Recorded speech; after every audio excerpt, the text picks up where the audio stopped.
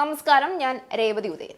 ചവിട്ടിയത് പാമ്പിനെയാണ് എന്ന് ഒടുവിൽ Elon Musk തിരിച്ചറിഞ്ഞു. അമേരിക്കൻ പ്രസിഡന്റ് ഡൊണാൾഡ് ട്രംപിനെതിരെ ഗുരുതര ആരോപണങ്ങൾ ഉന്നയിച്ചുകൊണ്ട് പ്രത്യക്ഷ സമരത്തിലായിരുന്നു എലോൺ മസ്ക്. ഒടുവിൽ ട്രംപിന്റെ മുഖമോർത്തിട്ട് കണ്ണടയ്ക്കാൻ പോലും കഴിയാത്ത അവസ്ഥയിലായി മസ്കിന്റെ അവസ്ഥ. എന്തും ചെയ്യാൻ മടിയില്ലാത്ത ആളാണ് താനെന്ന് അമേരിക്കയിൽ കുടിയേറ്റക്കാരെ ഒഴിപ്പിക്കാൻ ട്രംപ് നടത്തുന്ന നടപടികളിലൂടെ തന്നെ ട്രംപ് ലോക രാഷ്ട്രങ്ങൾക്ക് കാണിച്ചു കൊടുത്തിട്ടുണ്ട്. സ്വന്തം രാജ്യത്തോടും അവിടുത്തെ ജനങ്ങളോടും പോലും തനിക്ക് മമതയൊന്നുമില്ല എന്ന് വ്യക്തമാക്കുമ്പോൾ പിന്നെ മറ്റാരെയും കൊന്നൊടുക്കാൻ തനിക്ക് യാതൊരു മടിയുമില്ല എന്ന ബോധ്യം കൂടി ട്രംപ് പടർത്തുകയാണ്. അത്തരമൊരു സാഹചര്യത്തിൽ അമേരിക്കയിൽ നടപ്പിലാക്കുന്ന സൈനിക നടപടികളും മറ്റും കണ്ടപ്പോൾ ഇനിയൊരു തുറന്ന യുദ്ധം ട്രംപിനോട് നീട്ടിക്കൊണ്ടു പോകുന്നത് നല്ലതല്ല എന്ന തോന്നൽ ഉണ്ടായിട്ടാണോ എന്നറിയില്ല, ട്രംപിന്റെ കാലു പിടിച്ച് മാപ്പ് പറഞ്ഞിരിക്കുകയാണ് ഒടുവിൽ മസ്ക്. നിലവിൽ ട്രംപിനോട് നേരിട്ട് യുദ്ധം പ്രഖ്യാപിച്ചിരുന്ന ഒരേ ഒരാൾ എന്ന നിലയിൽ മസ്ക് കൂടി ട്രംപിന്റെ ഹുങ്കിന് മുന്നിൽ കീഴടങ്ങുന്നതോടെ ട്രംപിന് എതിരാളികൾ ഇല്ല എന്ന തരത്തിൽ കാര്യങ്ങൾ വഴിമാറും. അമേരിക്കൻ പ്രസിഡന്റ് ഡൊണാൾഡ് ട്രംപിനെതിരായി പങ്കുവച്ച സോഷ്യൽ മീഡിയ പോസ്റ്റുകളിൽ ഖേദപ്രകടനവുമായി ഒടുവിൽ ടെസ്ല സിഇഒ, ടെസ്ലയുടെയും സ്പേസ് എക്സിന്റെയും സിഇഒ ആയ എലോൺ മസ്ക് കഴിഞ്ഞ ദിവസമാണ് രംഗത്ത് വന്നത്. എക്സിലൂടെയായിരുന്നു മസ്കിന്റെ വിശദീകരണം. കഴിഞ്ഞ ആഴ്ച പ്രസിഡന്റ് ഡൊണാൾഡ് ട്രംപിനെ കുറിച്ചുള്ള തന്റെ ചില പോസ്റ്റുകൾ അതിര് കടന്നതായിരുന്നു എന്നും അവയിൽ താൻ ഖേദിക്കുന്നു എന്നും മസ്ക് എക്സിൽ കുറിച്ചു. ഡൊണാൾഡ് ട്രംപുമായി വളരെ അടുത്ത ബന്ധം പുലർത്തിയിരുന്ന മസ്ക് തിരഞ്ഞെടുപ്പിൽ ട്രംപിന് വേണ്ടി വലിയ രീതിയിൽ പണം ചിലവഴിക്കുകയും പ്രചരണം നടത്തുകയും ചെയ്തിരുന്ന വ്യക്തിയാണ്.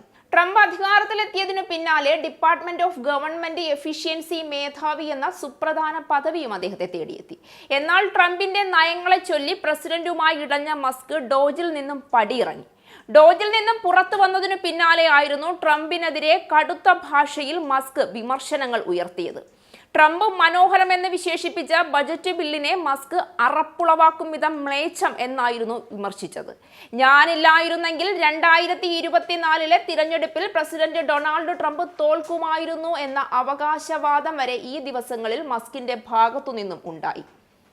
നികുതി നിയമത്തിനെതിരായ ഇലോൺ മസ്കിന്റെ വിമർശനത്തിൽ താൻ നിരാശനാണെന്ന് ട്രംപ് പ്രതികരിച്ചതിനു പിന്നാലെ ആയിരുന്നു ടെസ്ല മേധാവി തന്റെ വിമർശനം കൂടുതൽ ശക്തമാക്കിയത്.